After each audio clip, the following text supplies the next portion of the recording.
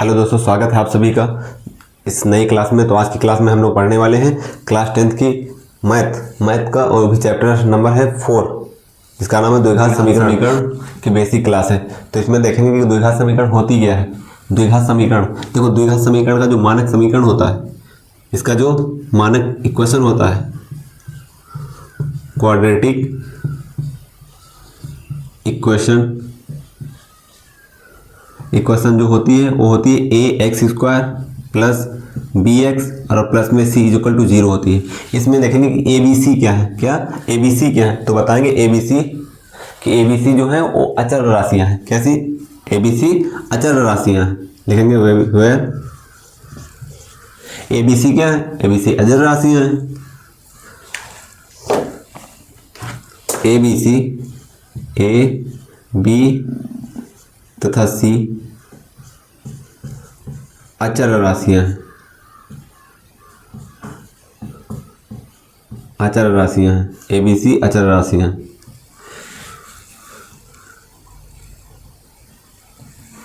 और ये क्या होते हैं? एक्स जो है ये चर राशि। क्या है? तो ये है चर राशि। चर राशि है। तो जैसे मान लो कोई क्वेश्चन दे दी जाए और तुमसे पूछा जाए कि ये बताओ द्विघात समीकरण होगी या नहीं होगी, तो कैसे पहचानेंगे? इसी समीकरण की सहायता से। ये जो मानक इक्वेशन है, इसी इक्वेशन की सहायता से पहचानेंगे कि आखिर में वो समीकरण जो दी गई है वो द्विघात समीकरण है कि नहीं है। तो इसमें देखेंगे, जो अगर पूछे कि एक्स स्क्वायर का गुणांक क्या होगा, तो अगर तुमसे पूछे कि एक्स स्क्वायर का गुणांक क्या होगा, एक्स स्क्वायर का गुणांक क्या होगा, तो क्या बताना है कि ए होगा। क्या होगा? ए होगा। और पूछे एक्स का गुणांक क्या होगा, एक्स का गुणांक क्या होगा, एक्स का गुणांक क्या होगा, बी होगा। और अचर पद अगर तुमसे पूछे, अचर पद पूछे, अचर पद क्या है, तो सी होगा। तो ये है एक्स स्क्वायर का गुणांक ए और एक्स का गुणांक बी, अचर पद है सी। फिर अगर कोई इक्वेशन दे दी जाए और पूछा जाए कि बताओ मानक समीकरण, वो मानक समीकरण है, अर्थात वो द्विघात समीकरण है कि नहीं है, तो मानक समीकरण की सहायता से हम देखेंगे कि वह द्विघात समीकरण है कि नहीं है। जैसे मान लो दे दी गई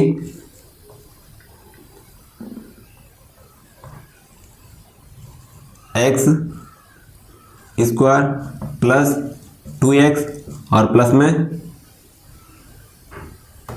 3 बराबर 0 के, यही समीकरण की तुलना कर देंगे। लिख देंगे दिए गए समीकरण या दी गई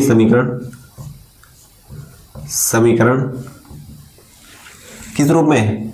ए x square plus b x plus c बराबर 0 के रूप में है। अतः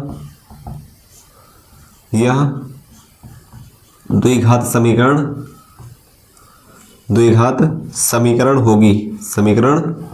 होगी।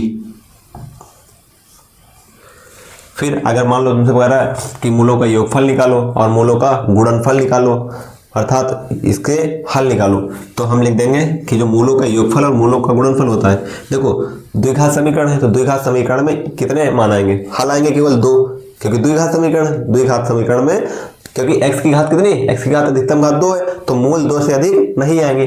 तो लिखेंगे मूल अगर मूल पूछे तो मान लेना सपोज दैट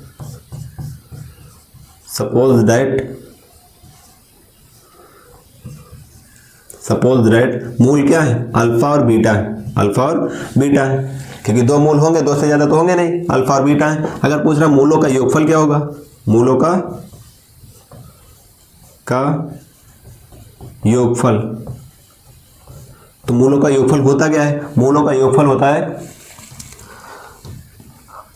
x का माइनस x का गुणांक, और यहां बटे में होगा एक्स स्क्वायर का गुणांक। ये होगा माइनस x का गुणांक और बटे में होगा एक्स स्क्वायर का गुणांक। आप देखेंगे माइनस एक्स का गुणांक क्या है? माइनस एक्स का गुणांक b है, तो लिख देंगे माइनस का b माइनस का b और बटे में आएगा x का गुणांक, x स्क्वायर का गुणांक a, तो b बटे में a आएगा। योगफल इनको जोड़ देंगे। देखो अगर शॉर्ट में फार्मूला बनाना चाहे तो अल्फा योगफल लिखा है तो योगफल का मतलब जोड़ना, दोनों को जोड़ दो तो हो जाएगा alpha plus beta, alpha plus beta बराबर किसके, माइनस का b बाई a के, b बाई a के। और अगर दूसरा पूछ ले मूलों का गुणनफल निकालो, मूलों का गुणनफल, तो गुणनफल निकालना तो इन दोनों का गुणा कर देंगे। अगर पूछ रहा मूलों का गुणनफल निकालो, मूलों का गुणनफल निकालो, तो गुणनफल क्या होता है, अब देखेंगे गुणनफल का फार्मूला। तो गुणनफल होता है अचर पद और बटे में एक्स स्क्वायर का गुणक। जो अचर पद है ये और बटे में एक्स स्क्वायर का गुणांक, अचर पद है c और एक्स स्क्वायर का गुणांक है a। अचर पद, अचर पद और बटे में एक्स स्क्वायर का गुणांक, एक्स स्क्वायर का गुणांक। अचर पद क्या है, अचर पद है c, तो c लिखेंगे और एक्स स्क्वायर का गुणांक है a, एक्स स्क्वायर का गुणांक है a, तो ये हो जाएगा c बटे a। मूलों का गुणनफल कह रहा है, शॉर्ट में फार्मूला बनाना चाहे तो अल्फा इंटू बीटा लिख सकते हैं, अल्फा इंटू बीटा बराबर c बटे a, ये होता है।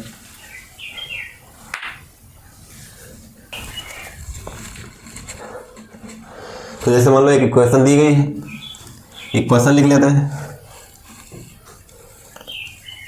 जैसे दिया बराबर 0 के। इक्वेशन दी गई है 2x स्क्वायर प्लस का 5x और प्लस में 3 इक्वल टू 0 के। तुमसे कहा है कि अगर इसका मूल ज्ञात करो, मूलों का मतलब कहने का मतलब योगफल और गुणनफल निकालो, तो कैसे निकालेंगे, दिए गए समीकरण की तुलना हम किससे करेंगे, मानक समीकरण से। मानक समीकरण ax square plus bx plus c, तो लिखेंगे दी गई समीकरण की तुलना, दी गई समीकरण की तुलना, तुलना ax square plus bx plus c बराबर 0 से करने पर क्या हो जाएगा, a का मान आएगा 2, a बराबर आएगा 2 और b के जगह पर क्या लिखा, b के जगह पर लिखा 5 तो b का मान 5, c के जगह पर क्या लिखा 3 तो c का मान 3। योगफल कह रहा है तो योगफल होता अल्फा प्लस बीटा माइनस का b बाई ए, माइनस का b माइनस 5 आएगा और बटे में a लिखा है, a का मान 2 है 2 लिख दो।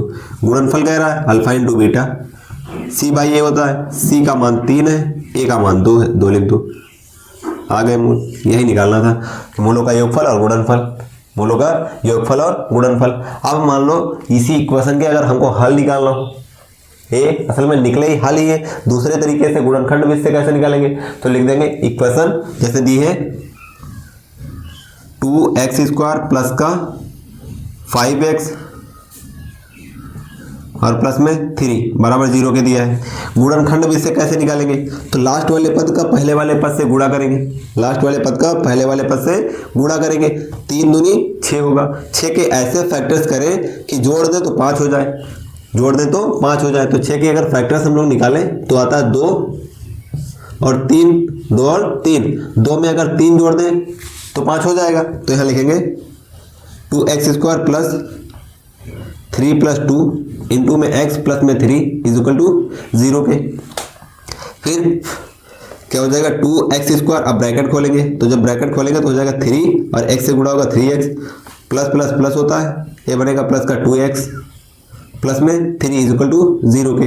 अब इसमें देखेंगे दोनों पदों में कॉमन क्या मिल रहा है, 4 पद बने, मूल निकलेंगे 2, पहले के दोनों पदों में और लास्ट के दोनों पदों में कॉमन देखेंगे क्या मिल रहा है, यहाँ x मिल रहा है और यहाँ पर 1 मिल रहा है, तो लिखेंगे x और ब्रैकेट में बचेगा 2x प्लस में 3 और यहाँ बचेगा प्लस का 1x और प्लस में 2x प्लस में 3 बराबर 0 पे। आप देख रहे हैं कि 2x प्लस 3 कॉमन मिल रहा है, तो लिख लेंगे 2x plus 3, 2x plus 3 common मिल रहा है, फिर x प्लस 1 मिल रहा है तो x प्लस 1 ले लेंगे, क्योंकि जब 2x प्लस 3 कॉमन लेंगे तो बचेगा क्या x और यहाँ बचेगा प्लस का 1, तो x प्लस 1 बचेगा बराबर 0 के। यहाँ से हल निकाल लेंगे, एक बार 2x प्लस 3 को 0 के बराबर और एक बार x प्लस 1 को 0 के बराबर। तो लिखेंगे 2x प्लस 3 बराबर 0 के। तो बनेगा 2x बराबर प्लस का है, पक्षांतर करेंगे तो माइनस का 3 होगा।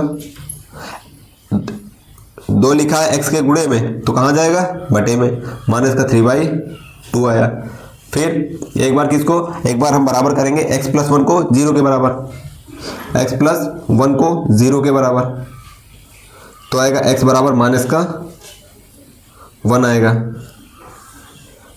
ये इसके हल आ गए। अगर मान लो तुमसे कहें कि योगफल और गुणनफल निकालो तो इनको जोड़ देंगे, योगफल बन जाएगा।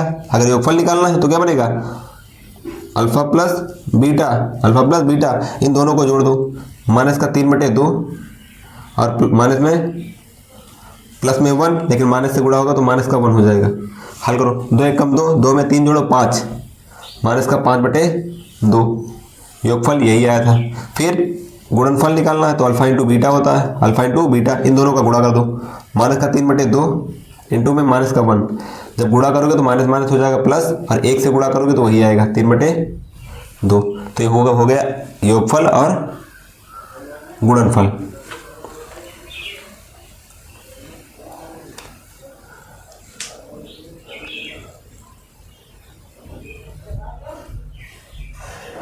तो ये हो गई इसकी बेसिक क्लास। तो आज के लिए बस इतना ही, मिलते हैं फिर नेक्स्ट क्लास में। और नेक्स्ट क्लास में हम लोग करेंगे 4.1 एक्सरसाइज।